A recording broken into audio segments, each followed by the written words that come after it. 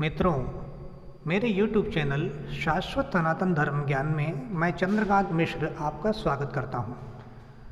इस चैनल के माध्यम से हम लोगों के विभिन्न प्रकार के संशयों का निवारण करने की चेष्टा करते हैं। पिछली बार लोगों ने मुझसे वर्ण व्यवस्था को लेकर के प्रश्न पूछा था और उस पर मैंने एक सम्यक वीडियो, प्रामाणिक वीडियो बनाया था। इस बार लोगों ने मुझसे एक लाइन लिख करके प्रश्न पूछा है, कर्म प्रधान विश्व रचि राखा। पूरा विश्व जो है वो कर्म प्रधान है,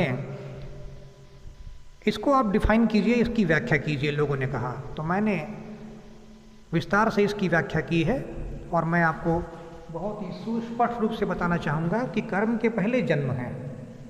पहले यह जान लीजिए, पहले आपका जन्म हुआ है, उसके बाद कर्म आपके आए हैं। इसलिए बात यह आती है कि हमारा जन्म जो है किस भांति होता है। तो मैं आपको बताना चाहूँगा कि हमारे जन्म जो है वो हमारे प्रारब्ध कर्म पर निर्भर है। आपके पूर्व जन्म में जैसे कर्म होंगे ना, उस अनुरूप आपके जन्म होते हैं।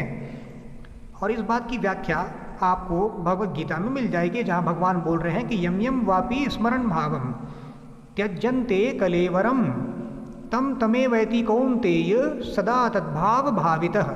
जिन भावों से युक्त होकर के व्यक्ति, जिन जिन भावनाओं से युक्त होकर के मनुष्य अंत गति को पिछले जन्म में प्राप्त होता है, वही नई गति, उसी प्रकार की नई गति उसको जो है उन्हीं भावों से भावित होकर के नए जन्म में उसकी प्राप्ति होती है। अर्थात आपका जो वर्तमान जन्म है ना, वो प्रारब्ध कर्मों का फल है। संचित कर्म दूसरा, इस कर्म का अर्थ ये है कि आप अपनी युवावस्था में कौन से और किस प्रकार के कर्म करते हैं जिन्हें आपको वृद्धावस्था में भोगना है। और एक है क्रियमाण कर्म, जो आप तत्काल कोई कार्य करते हैं, आपने किसी से अशिष्ट आचरण किया और उसने आपको चांटा मार दिया।